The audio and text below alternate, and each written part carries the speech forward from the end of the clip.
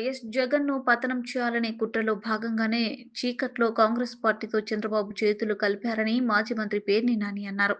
ఆయన తాడేపల్లిలోని వైఎస్ఆర్సీపీ కేంద్ర కార్యాలయంలో మీడియా సమావేశంలో మాట్లాడుతూ, వైఎస్ జగన్ 10 ఏళ్లుగా ఎల్లో మీడియా విషయం చిమ్మిన రోజులు లేదన్నారు. జగన్ వ్యక్తిత్వాన్ని హననం చేసేందుకు కుట్రలు పన్నుతున్నారు. ఎన్ని కుట్రలు చేస్తున్నా వాటిని జగన్ పటాపంచలు చేస్తున్నారని పేర్ని నాని అన్నారు. ఏ స్థాయి చరిత్రో అందరికీ తెలుసు. ఆ చరిత్రని తొంగలో తొక్కినా పర్లా, తప్పుడు వార్తలు రాయొచ్చు, అబద్ధాలు రాయొచ్చు, ఏది పడితే అది రాసేయచ్చు అనేటువంటి ఒక బాధ్యతని భుజానికి ఎత్తుకుని ఆయన వాళ్ళు రాస్తాడు. జగన్కు అదానీ లంచం 1750 కోట్లు.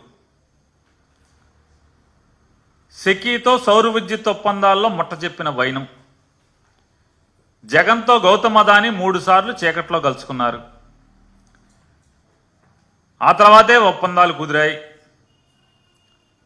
అంతర్జాతీయ స్థాయికి జగన్ అవినీతి ఏంటి?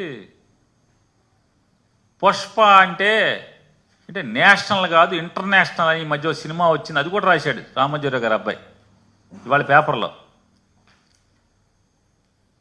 మీరు గురువింద గింజలాగా అయిపోయారు రామోజీరావు గారి అబ్బాయి గారు. అసలు మీ ఫ్రెండు, మీ నాన్నగారి ఫ్రెండు, మీ ఫ్రెండు చంద్రబాబు నాయుడు ఎప్పుడో ఇంటర్నేషనల్, పుష్ప ఈ మధ్య వచ్చింది ఇంటర్నేషనల్.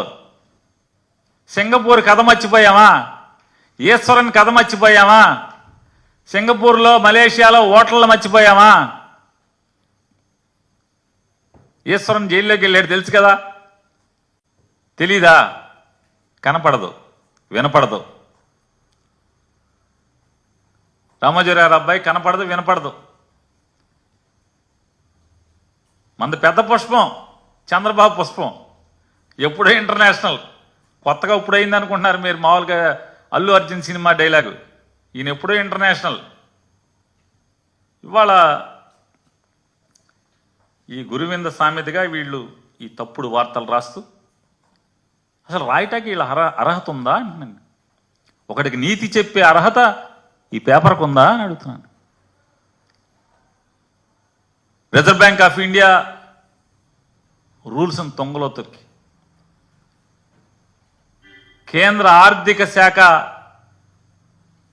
చట్టాలని ఏమార్చి, ఊరూరా చీటీల కంపెనీలు పెట్టి,